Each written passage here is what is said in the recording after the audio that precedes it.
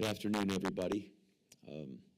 Certainly excited about this week and the opportunity to play for the Commander-in-Chief's Trophy.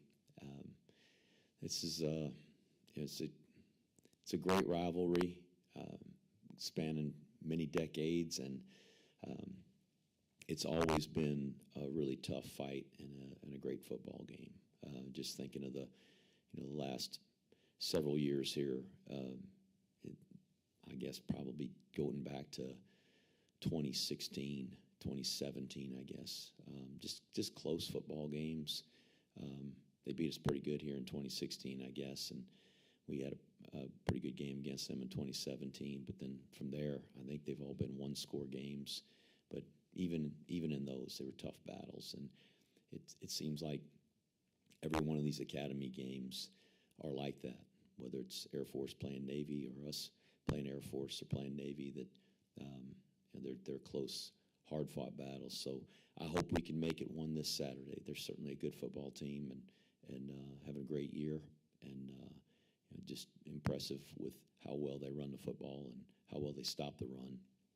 And it's just impressive what they've done so far. So hopefully we'll be able to run the ball effectively and do a better job stopping the run than many of their opponents have. So it's sure an exciting time always when you get to these games at Army, and certainly in an academy season. And I know their guys will be fired up. Their players, our players, and that's what makes it such a great rivalry. Excited about playing in Denver at the Mile High Stadium.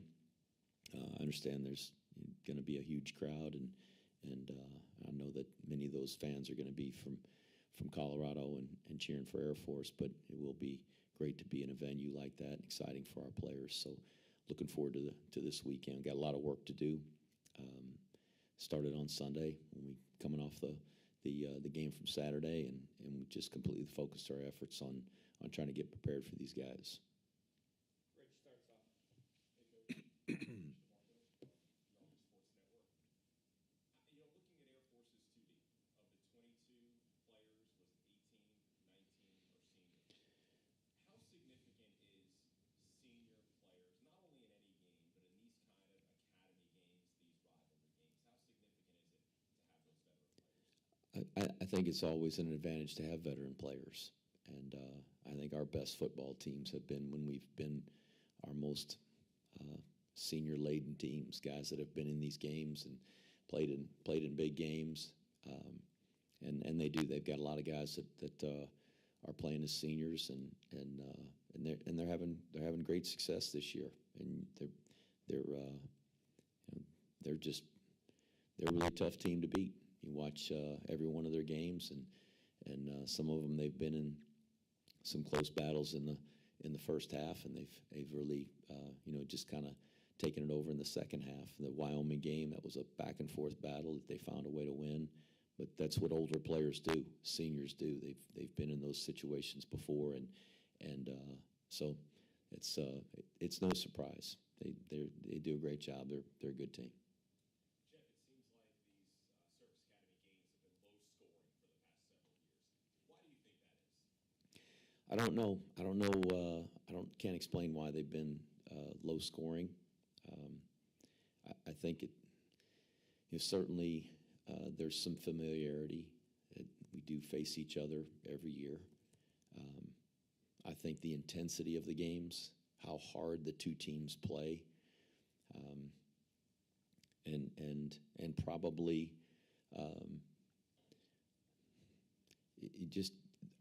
the coaches in the games.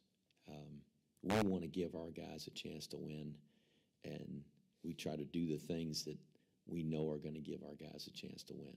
And turning the ball over in these games is critical. Can't do that. And if you can get one from the other team, it's a huge play. I don't know. It's hard to explain. And there have been some. I guess thinking back, maybe it was the 2019 game, the Navy and Air Force game. That was a high-scoring battle, and then ours was a low-scoring, close game. And so I don't know. we talk about that a lot as a staff. We talk about how points are at a premium, and it's two teams that run the ball. So possessions are very limited. Think back to the 2017 game. I think we had 7 possessions in the game, and 2 of those were at the very end of each half. I think we had the ball at the end of the half for a play and at the end of the game for a play or 2. But there really were 5 other possessions besides that. So points are at a premium, and you got to make each opportunity you have count. If you can get points, then you're giving yourself a chance to be there at the end. Ken, go ahead. Ken McMillan from the Times-Herald Record. Jeff, UMass ran kind of wild the other day. How critical is it to slow down Air Force's run game this week? If you're going to beat Air Force, you got to stop the run. There's no question about it. They've hit some big pass plays, and they do that by having success running the football. They get people sucked up in there playing the run, and then they're able to throw it over your head. UMass did a really good job of running the football against us. We had a difficult time with the counterplay several times. And it was frustrating, but Air Force is different. They're different in the way that they attack defenses, and so we've got to defend them differently than we did UMass. It's just certainly the option element that's there. But the bottom line is we got to stop them or slow them down from running the football. I don't know that you stop Air Force from running the football, but we've got to try to slow them down from running the football. And do a much better job with that than we did this past Saturday. You've watched the film. Give us the 3-day assessment of the UMass game. Just agonizing to watch. Seeing them run the ball successfully, especially early in the game, and for us to not be able to do that consistently and effectively. We had one scoring drive that was 17 plays and took 8 minutes off the clock, and that's our brand of football, running the ball down the field. But we just weren't able to do that consistently, and we had as I said, the look in the second half.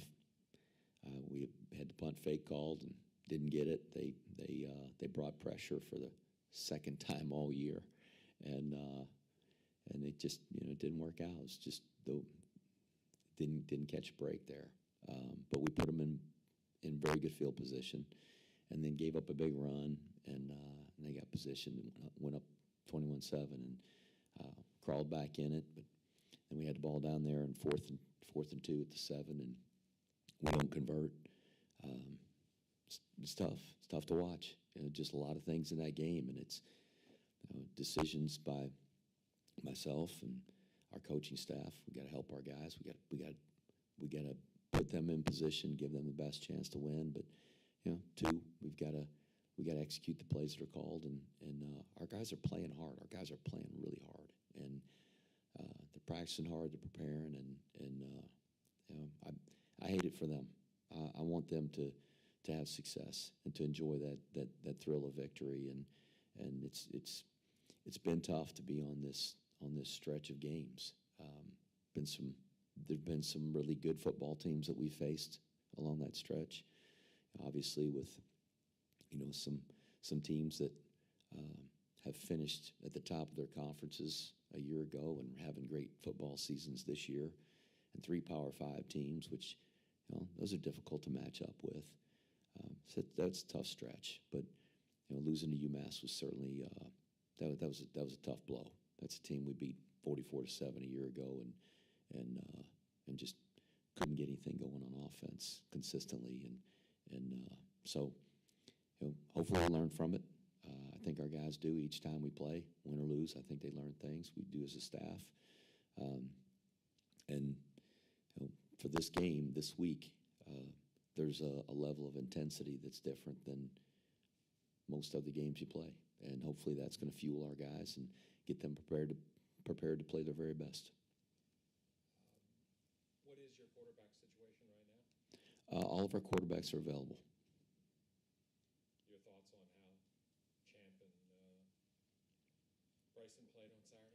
Well, they both did some good things, and both did some things that I think we'd all like to get back. They're different. Those two guys are different. They're built different. They different in terms of the things that they're skilled to do. But like I said, I think both of those guys are very capable, and they're good players, and we've got to get them to lead our offense and lead our team and take care of the football. That's the biggest thing is take care of the football and continue to turn first downs and give ourselves a chance. And when we give it to the other team on a turnover, we've had some turnovers this year, and that's probably been one of the most frustrating things is just the lack of ball security, and whether it's on a fumble or throwing interceptions, and we've got to do a better job with that, certainly against a team like Air Force. Can I just expand on that? What is the basis of these turnover woes? Well, wish I could tell you on the fumbles. We as I said, it's not securing the ball. It's not securing the ball where it's supposed to be, and covering it when it needs to be covered. And as I said, I mean, if you spent today's practice and tomorrow's practice when we're out there in gear and can watch us go through ball security, we work at it hard, and our scout team's going after it all the time and trying to rip it out, and we got 6 coaches yelling every time a guy's got the ball, tuck it away, and 2 hands on the ball, and so we just got to continue to emphasize it, and that's something that we've done a fairly good job with here in my tenure, particularly the last several years. We had some struggles early on, but we've been pretty good at taking care of the ball. As for the interceptions, sometimes just poor decisions, sometimes pressure in their face. It's one of those things that you got opportunities when you throw the ball to maybe hit a big play, and those guys want so badly to make a play that perhaps sometimes they force it, and we got to get them to not do that. And that's our responsibility to train them and get them prepared for those situations, that it's okay to throw it out of bounds or throw it in the dirt and go play the next play or punt or whatever the situation is. But they're desperate to make a play. They want to help our team win, and so we've had some of those, and we've got to figure out a way to keep that from happening too. Connor, go ahead on Zoom. Hey, Charles, you can start. Good afternoon, Coach. Charles Grievous from GoBlackKnights.com. You mentioned this prior to the LSU game when referencing their talent and recruiting of such talent that Army has players from Louisiana on the roster, but none of them were offered by LSU. But that's not the case with some of the Air Force players, such as Falcons quarterback Zach Larriere, who was offered by both Army and Air Force. By chance, do you recall if you talked to him during the recruiting process, or was he already a Falcon by that time? I can't recall. I talked to so many guys, Charles. I mean, thousands, literally thousands of guys since he was being recruited, and it's difficult. Sometimes there are guys that I do remember having multiple conversations with, but they've got other guys on their team that we recruited. We've got guys on our team that they recruited, and that's the same for Navy. I think we track that, and I'm sure they do too, and just look at who the other academies are recruiting and who was offered by the other academies, and each academy wins their share of the battles, and we win some, they win some, Navy wins some, and it's remarkable how many guys we end up crossing paths with, and we cross paths with the other academies on the same recruits, and the pool, as big as it is, the entire country, it's amazing that so many of those guys end up getting recruited by all three. But I think that's the power of social media. It probably wasn't like that 20 years ago when there wasn't Twitter and Instagram and all those things. But as soon as a guy has an offer and he posts that offer, everybody else is on. It happens in the SEC and the Big Ten and the ACC and whoever. If a guy gets an offer, they're going back and reevaluating him, say, okay, well, we didn't offer this guy, or we didn't know about this guy. And that's the same with the academies. As soon as a guy posts an offer from one of the other academies, if we haven't seen him, we're going to evaluate him. Same with us. We offer a guy, he posts it on social media, and they haven't seen him, they're going to evaluate him. And it's often those guys end up with offers from all three. And you face several quality quarterbacks this season. Comparatively speaking, where do you see Zach in the equation of quarterbacks that you played against this campaign? He is really good in their system and is very efficient. He takes care of the ball. He makes good runs. He distributes it well. He doesn't pitch it on the ground or throw it to other people. He's doing a really good job. He's a really good quarterback in their system. And as you said, we face some other good quarterbacks who are good quarterbacks in their systems. And so been impressive to watch him. So he's been on the roster and obviously played behind Daniels last year, but he's having a really good year. Great. My follow-up and final question, and from an offensive perspective, and maybe a Charles Grievous curious perspective, has there been any consideration based on a game situation, for example, maybe 4th and 1, to actually have the quarterback under center versus from a shotgun setup, if you will? There's been conversations about it, but we've got some short yardage plays that we like, and they're downhill plays, and we've made some 4th and shorts and some 3rd and shorts, some short yardage plays with the with those plays. The fact is, Saturday in 4th and 2, we should have run one of those, and we didn't. And I could have said that's what I want to do there, but it is what it is. We're trying to make a play, and our coaches are calling plays to try to make a play and get a first down or score a touchdown. So, we're all responsible for it, and but I think we got a short yardage game that's we can execute, convert with the things that we've got. Thanks, Coach. Appreciate it. Thank you, Charles. We'll go to Seth. Good afternoon, Coach. Air Force continues to use an option offense, a traditional option offense, despite the changes in the rules, and they seem to be doing pretty well with it. Why do you think that is? Well, they do have some option elements in their offense, and they do a good job with it. They're running some inside veer, they're running some midline, but a good bit of their run game is zone blocking, much like what we're doing from the gun. Power, counter. They run the toss, the traditional toss play where they get it out there on the perimeter. Trap.